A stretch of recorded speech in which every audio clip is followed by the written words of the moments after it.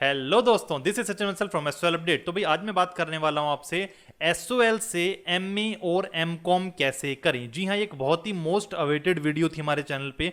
बहुत साल पहले मैंने बनाई थी, उसके बाद इस वीडियो को बनाया नहीं। लेकिन आपको पता है यूट्यूब का एल्गोरिथम क्या होता है कि वो जो नए जो यूट्यूबर्स आते हैं उनकी वीडियो को ऊपर करता जाता है और पुरानी वाली वीडियोस को नीचे करता जाता है। तो मैंने कहा क्यों ना आज प्रॉपर एक वीडियो इसी पे बना दी जाए कि एसओएल से एमए एमकॉम कैसे करना है, क्या तरीका है, क्या एलिजिबिलिटी है, कौन कौन से कोर्सेज हैं, मेरिट पे हैं, एंट्रेंस पे हैं, पूरा प्रोसीजर क्यों ना आपको बता दिया जाए आज की आज, ताकि आप लोग अपनी तैयारी कर सकें। क्योंकि आप लोगों को पता है कि जो फॉर्म है वो जल्द ही निकलने वाले हैं। लेकिन जैसे कि हर अच्छी चीज फ्री में नहीं मिलती, इस वीडियो के लिए एक छोटा सा एड ब्रेक तो बनता है और उसके बाद मैं इस वीडियो को शुरू करूंगा। तो आप लोग अगर दिलचस्प हैं इसको देखने के लिए, अगर आपका मन है, आप जानना चाहते हैं कि थर्ड ईयर के बाद मैं पीजी एसओएल से कैसे करूं, तो एंड तक जरूर बने रहिए।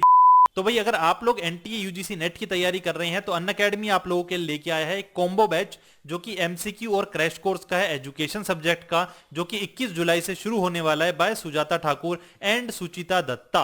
इसके अलावा एक एमसीक्यू बैच है कोर्स ऑन पेपर 1, ये आपका 21 जुलाई से शुरू होने वाला है अनअकैडमी के प्लेटफॉर्म पर। करना क्या है, आपको भी अनअकैडमी का ऐप डाउनलोड करना है, सिंपल सी बात है, और हमारा कोड यूज करना है SOL10 to get 10% discount and to get any free trial classes. Unacademy पर एक और बैच है एमसीक्यू बैच जो कि पेपर 1 और इलेक्ट्रॉनिक साइंस का है, आप इसे भी देख सकते हैं, 21 जुलाई से है जिनका ये पेपर रहा होगा। इसके बाद आपका एक कोर्स है पेपर 1 और साइकोलॉजी में, ये भी 21 जुलाई से शुरू होने वाला है। एक एमसीक्यू कोर्स है इंग्लिश पे, 21 जुलाई से शुरू होने वाला है। और भाई मैं आप लोगों को बता दूं कि इस टाइम चल रहा है ऑफर। आप लोग कहोगे ऑफर में नहीं बताते, भाई ऑफर में ही बता रही हैं। 31 जुलाई तक का ऑफर है। अगर आप एनटीए यूजीसी नेट का 6 महीने का या 1 साल का कोई भी सब्सक्राइब करते हैं तो आपको 2 महीने पूरे एक्स्ट्रा मिलने वाले हैं। लेकिन ये ऑफर सिर्फ 31 जुलाई तक सीमित है। और इसके बाद अगर आप सीएसआईआर यूजीसी नेट के एस्पिरेंट हैं तो आप लोगों को 6 महीने पे 1 महीना और 12 महीने पे 2 महीने फ्री मिल रही हैं। 31 जुलाई तक ये भी ऑफर आपको मिलेगा। तो अनअकैडमी पे करना क्या है आपको, भाई जब भी आप कुछ परचेज करें तो हमारा कोड यूज करें SOL10 कोड यूज करते ही सीधे फ्लैट 10% का आपको ऑफ मिलेगा। अनअकैडमी पे कोई भी कोर्स परचेज कर लो, कितने भी टाइम का कर लो, 10% की गारंटी हमारी है। लिंक नीचे डिस्क्रिप्शन बॉक्स में आपको मिल जाएंगे। Thank you very much. तो भाई आइए शुरू करते हैं आज की वीडियो। तो भाई सबसे पहले तो आप लोगों को बता दें, अगर नहीं पता तो यहां पर थोड़ी सी मिस्टेक हो गई है। जो रजिस्ट्रेशन प्रोसेस है आपका वो 27 जुलाई से शुरू होने वाला है। यहां पर 21 डल गई है लेकिन ये 27 जुलाई मान के चलिए। 27 जुलाई को आपका फॉर्म निकल आएगा। इस 27 जुलाई को किसका फॉर्म निकल आएगा, आपके पीजी एंट्रेंस का फॉर्म निकल आएगा, पीजी एडमिशन का फॉर्म आपका निकल आएगा दिल्ली यूनिवर्सिटी के अंदर। और आपको पता होगा कि दिल्ली यूनिवर्सिटी में एसओएल का, एनसी वेब का और रेगुलर का तीनों एक ही फॉर्म होते हैं। एक चीज और मैं आपको बता दूं, जब आप फॉर्म भरेंगे तो आपको हर किसी कोर्स का अलग फॉर्म भरना पड़ेगा। जैसे सपोज आप एमए में एडमिशन लेना चाहते हैं तो एक आपने एमए हिंदी भर दी, एक आपने एमए हिस्ट्री भर दी, तो दोनों की अलग अलग फीस आपको पे करनी पड़ेगी एंट्रेंस एग्जाम की। ठीक है जी, तो ये बात जरूर ध्यान रखिएगा। जैसे ग्रेजुएशन में होता है ना, एक फॉर्म भर दिया, उसमें अपनी मर्जी से जितने मर्जी कोर्स सेलेक्ट कर लो। लेकिन यहां पर एंट्रेंस है तो एंट्रेंस के हिसाब से आपको हर कोर्स की अलग पेमेंट पे करनी पड़ेगी। लेकिन आप लोग कहोगे सर मैं मेरिट पे हूं तो तब भी करनी पड़ेगी, कि फॉर्म का पैसा तो देना ही पड़ेगा। ठीक है, आगे देखिए। अगला है भाई कौन कौन से कोर्स एसओएल कराता है। सिर्फ एसओएल की बात कर रहा हूं, दिल्ली यूनिवर्सिटी रेगुलर की बात नहीं कर रहा। तो भाई कोर्सेज हैं master of arts in history यानी MA history, MA Hindi, MA political science, MA Sanskrit और मास्टर्स ऑफ कॉमर्स यानी कि एमकॉम। ये 5 कोर्स ही एसओएल कराता है, इसके अलावा कोई और कोर्स नहीं कराता। अगर आपको कोई झूठ बोल रहा है कि भाई एसओएल एमबीए कराता है, एसओएल एलएलबी कराता है, बीएड कराता है, तो वो आपसे झूठ बोल रहा है, वो आपको ठग रहा है। मैंने पिछले कुछ दिनों से फेसबुक पे कई सारे पेड पोस्ट देख रहा हूं जहां पर लोग जो हैं वो दावा कर रहे हैं कि एसओएल से एमबीए के फॉर्म निकले हैं। बिल्कुल झूठा दावा है, गारंटी लेके कह सकता हूं, लाल किले पे चढ़ के कह सकता हूं कि भाई आप लोगों के 5 कोर्स ही फिलहाल आज के दिन तक एसओएल जो है वो कराता है। ठीक है जी, आगे बढ़ते हैं। अब सीट अवेलेबिलिटी की बात करते हो, मैंने भाई बहुत ढूंढने की कोशिश की कि एसओएल में कौन से कोर्स की कितनी सीटें हैं, लेकिन कहीं पर भी इसका डाटा अवेलेबल नहीं है। ठीक है, कहीं पर भी अवेलेबल नहीं है। तो भाई बहुत ही कम सीट है, इतना मैं आपको बता दूं कि ऐसा नहीं है कि अनलिमिटेड बच्चों को ये लोग ले लेंगे, गिनती के बच्चों को लेते हैं। फॉर्म दोनों का एक ही होता है, फॉर्म में आपको एसओएल को सेलेक्ट करना होता है। एसओएल की जो एंट्रेंस की लिस्ट आती है जो मेरिट की लिस्ट आती है, एंट्रेंस की आती है, वो आपकी एसओएल की वेबसाइट पर ही आती है और एसओएल के अंदर जाके ही आपको उसका एडमिशन लेना पड़ता है। तो सीटें गिनती की है, इसी वजह से एंट्रेंस रखा गया है, इसी वजह से मेरिट रखी गई है, वरना तो ऐसे ही ले लेते ये लोग, है ना, जैसे इग्नू लेता है। तो यहां पर क्या है, यहां पर आपको सीट लिमिटेड है, लेकिन कितनी सीट है ये नहीं पता। अब भाई आप कहोगे सर मेरिट पे कैसे होता है, एंट्रेंस पे कैसे होता है? तो भाई एंट्रेंस पे और मेरिट पे 50-50% सीट होती है। सपोज आप एमए हिंदी में जाना चाहते हो और वहां पर 100 सीटें हैं, तो 100 में से 50 पर एंट्रेंस एग्जाम होगा और 50 सीटें जो है वो मेरिट के हिसाब से भरी जाएंगी। अब आप कहोगे सर मेरिट का भी क्राइटेरिया बता दो, तो भाई सब्र रखो, सब कुछ आपको मिलेगा लेकिन धीरे धीरे, ठीक है जी। तो मेरिट का भी बताएंगे, एंट्रेंस भी बताएंगे और एंट्रेंस की तैयारी कहां से करनी है ये भी बताएंगे। आज पूरे मूड में आके बैठा हुआ हूं मैं, ठीक है जी। आइए देखते हैं। अब उसके बाद क्या है, आपको टाइम कितना मिलता है। देखिए कोई भी जो कोर्स है मास्टर्स का जो एसओएल के अंदर होता है, उसमें आपको मिनिमम 2 साल आपको देने पड़ेंगे और मैक्सिमम 4 साल जो आपको स्पेन पीरियड होता है, 4 साल तक आप उस कोर्स को कंप्लीट कर सकते हैं, चाहे वो एमए हिंदी हो, एमकॉम हो, एमए संस्कृत हो, पॉलिटिकल साइंस हो, कुछ भी हो, ठीक है जी। आगे बढ़ें। आगे देखिए ऑफिसर, अब एसओएल अगर आपको जाना है, कुछ पता करना है कैसे और कैसे काम होगा, तो ध्यान रखिएगा सुबह 9:30 बजे से शाम को 5 बजे तक एसओएल ओपन होता है। सैटरडे संडे मत जाना, कोई काम नहीं होगा, और जो हॉलीडेज होती हैं उन पे मत जाना। 5 बजे भी इन्होंने मैक्स टाइम लिखा है, वैसे पब्लिक डीलिंग जो होती है वो 2-3 बजे तक बंद हो जाती है, तो सोच समझ के ही जाइएगा। उसके बाद देखते हैं अब भाई फीस कितनी लगेगी, सबसे बड़ा सवाल। तो भाई फीस बहुत रीजनेबल है और होनी भी चाहिए, हम सब बच्चों को पढ़ने का अधिकार होना चाहिए। तो भाई एमए हिंदी की फीस सबसे ज्यादा है, दैट इज 5140। जो नॉर्मल बच्चे हैं वो कैटेगरी ए में आएंगे, उसके बाद कैटेगरी बी होती है, सी होती है और फिर डी होती है। डी में पीडब्ल्यूडी होते हैं, जो कि फिजिकली डिसेबल बच्चे जो होते हैं उनकी कैटेगरी, तो उनकी सिर्फ 75 रुपए फीस है सारे कोर्सेज की, ठीक है। तो अगर आप एमए हिंदी में एडमिशन लेते हैं तो आपकी फीस होगी 5140 रुपए। आप एमए हिस्ट्री में लेते हैं तो 4990, एमए पॉलिटिकल साइंस में तो 4990, एमए संस्कृत में तो 4990। आप कहेंगे सर एमकॉम कहाँ है, तो एमकॉम इन्होंने अपने प्रोस्पेक्टस में लिखा ही नहीं, बट मैं आपको बता देता हूं, जितनी एमए हिंदी की फीस है उतनी ही एमकॉम की फीस है।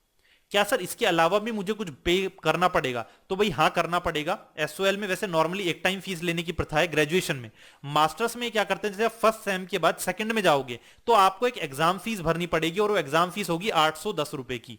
फिर थर्ड सेम में एडमिशन लोगे तब तो ये प्रॉपर फीस भरोगे आप 5000 रुपए की। उसके बाद जब फोर्थ सेमेस्टर में जाओगे तो आपको दोबारा 810 रुपए की फीस जो है वो भरनी पड़ेगी, यानी कि आपको पूरे कोर्स के दौरान टोटल लमसम 10,000 रुपए ये लगने हैं और 2,000 रुपए ये लगने हैं आपके एग्जाम की फीस। तो लगभग आपके कितने हो जाएंगे, 12,000 रुपए में आपकी जो मास्टर डिग्री है वो आपके हाथ में आ जाएगी, ठीक है। आगे बढ़े, देखिए जी। उसके बाद एलिजिबिलिटी क्या है, तो भाई एलिजिबिलिटी का बहुत ही लंबा क्लोज था, तो मैंने कहा आप लोगों के सामने पूरा ही दे देते हैं, तसल्ली से स्क्रीनशॉट ले लो इसकी। वैसे मैं समझा देता हूं कुछ चीजें, बट तसल्ली से स्क्रीनशॉट ले लो, ठीक है। एमए हिंदी है, अब भाई एमए हिंदी है तो भाई एसओएल के अंदर तो कोर्स ही कितने होते हैं, BA, BCom, BA honours political science और क्या बीए ऑनर्स इंग्लिश और बीकॉम ऑनर्स, यही है। तो भाई इनके देखिए यहाँ पे BA programme, BA pass, BCom के जो बच्चे हैं जिनके पास कम से कम 2 पेपर हिंदी के हों, उनको चाहिए कितने, 45% मार्क्स और 45% मार्क्स, और इसके अलावा क्या चाहिए, हिंदी में 50% मार्क्स, हिंदी सब्जेक्ट में 50% मार्क्स।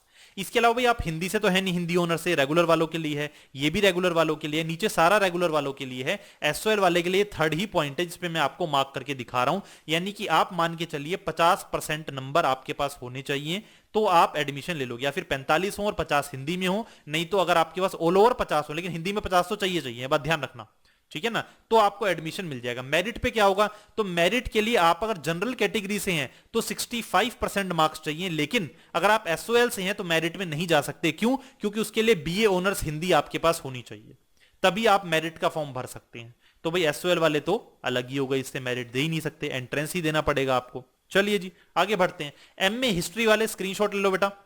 एमए हिस्ट्री वाले बच्चे क्या हैं, देखिए यहां पे बीए प्रोग्राम अगर आपने की है उसमें हिस्ट्री सब्जेक्ट होना चाहिए आपका, ठीक है, तो आपको चाहिए 55% मार्क्स या उससे ऊपर, 55% मार्क्स या उससे ऊपर। इसके अलावा बाकी जितनी भी चीजें हैं वो सब लागू ही नहीं होगी। या फिर अगर आपने बीए ऑनर्स की है हिस्ट्री के अलावा किसी और सब्जेक्ट में तो आपको 55% मार्क्स चाहिए, ठीक है, तब भी आपको चाहिए। BA honours in any subject other than history from Delhi university, तो भी 55 चाहिए, यानी बीए ऑनर्स पॉलिटिकल साइंस का बच्चा, बीए ऑनर्स इंग्लिश का बच्चा, आपको 55% नंबर चाहिए।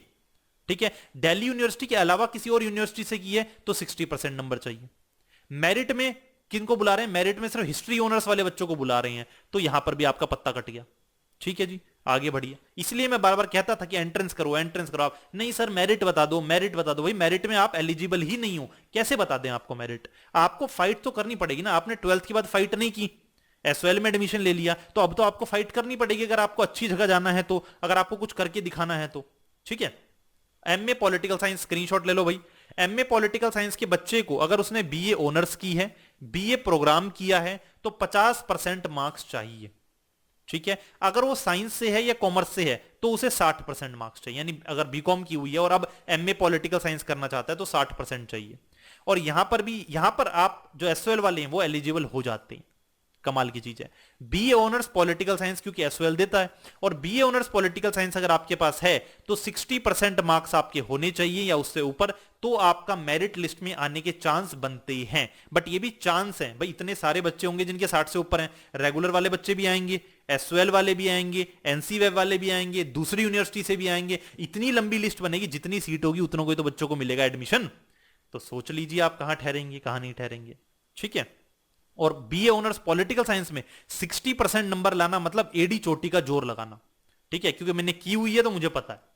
आगे देखिए भाई, उसके बाद एमए संस्कृत, तो इन लोगों का ज्यादा बड़ा लंबा हिसाब किताब है, स्क्रीनशॉट ले लीजिए इसका फटाफट। ठीक है जी, अब बता देता हूं जरा मैं भाई, ये जो संस्कृत वाले बच्चे हैं, अगर आपने बीए प्रोग्राम की है, अगर आपने बीए प्रोग्राम की है तो बीए प्रोग्राम के बच्चों को 50% नंबर चाहिए, जनरल वालों को 45% चाहिए, ओबीसी वालों को, एससी एसटी वालों को, तो आपको एडमिशन मिलेगा। लेकिन यह ध्यान रखना, बीए पास में आपके पास 2 पेपर संस्कृत के होने चाहिए, जो होंगे नहीं मुझे पता, आधों के पास नहीं होंगे। ठीक है, अगर आप मेरिट में जाना चाहते हैं तो एसओएल वाले बच्चे एलिजिबल ही नहीं है, क्योंकि यहां पर भी संस्कृत ऑनर्स मांगा जा रहा है। आगे देखिए, अगर आप एमकॉम करना चाहते हैं, मार लो भाई स्क्रीनशॉट ले लो फटाफट। अब देखो भाई, एमकॉम वाले बच्चों के लिए बीकॉम होना चाहिए या बीकॉम ऑनर्स होना चाहिए। अगर आपने बीकॉम ऑनर्स किया है तो 50% मार्क्स जनरल कैटेगरी के, ओबीसी के 45 और एससी एसटी के भी 45। अगर आपने खाली बीकॉम की है तो 55% मार्क्स, 5% बढ़ गए।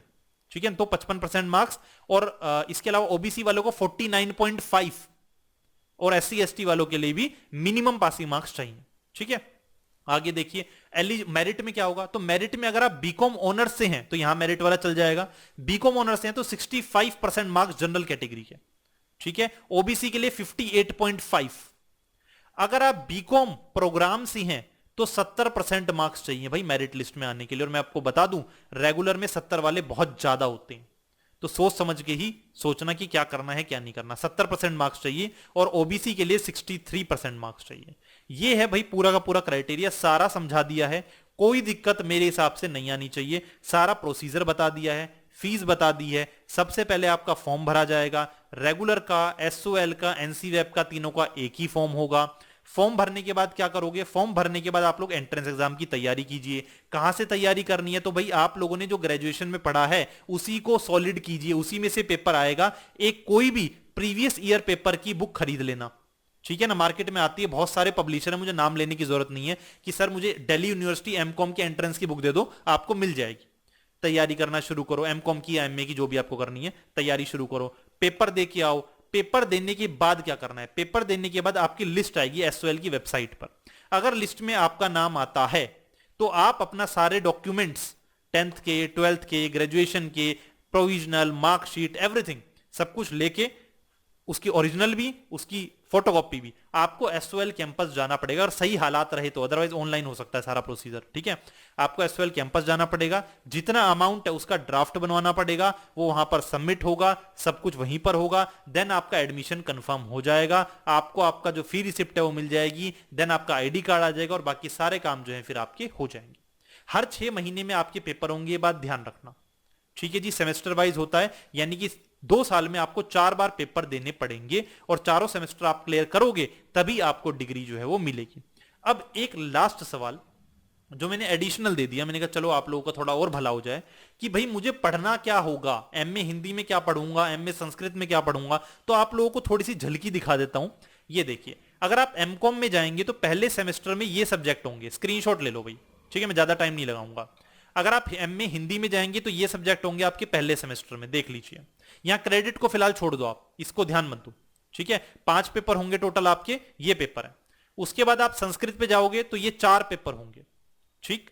आप पॉलिटिकल साइंस पे जाओगे तो ये 4 पेपर होंगे, स्क्रीनशॉट लेते रहना वीडियो पॉज करके, ठीक है। और इसके बाद आपका खत्म भाई काम। तो भाई यही आज की वीडियो थी। इसके बाद भी कोई डाउट रह गया हो तो भाई हम तो हैं ही, ठीक है ना। SOL हेल्प डेस्क पे मैसेज कर देना, नहीं तो कमेंट सेक्शन में कर देना, ऑलवेज अवेलेबल हैं हम आपके लिए। इसके अलावा रेगुलर के बच्चों के लिए भी जल्द ही इसकी जो वीडियो है वो जरूर लेके आऊंगा मैं, बट मेरा पहला कर्तव्य है SOL के बच्चों के लिए, क्योंकि जब मैं SOL में था तो यार कोई बताने वाला नहीं था, किसी ने नहीं बताया, बड़ी मुश्किल से खुद ही सर्च किया, खुद ही कैसे करते हैं कैसे नहीं करते खुद ही सीखा, और बाद में एडमिशन भी लिया, फीस भी पे की, ठीक है। तो आप लोगों को अब मैं समझाने वाला हूं, सिखाने वाला हूं, बताने वाला हूं, तो उसका फायदा उठाओ। और आपका कोई दोस्त है तो उसके साथ इस वीडियो को शेयर कर दो। आप लोग भाई मेरे को गुरु दक्षिणा देना चाहते हो तो मेरी गुरु दक्षिणा इतनी है कि वीडियो को शेयर कर दो और चैनल को सब्सक्राइब करा दो। मेरे लिए इतना बहुत है, इससे ज्यादा और कुछ नहीं मांगना आप लोगों से, ठीक है जी। तो thank you very much. This was Sachin Bansal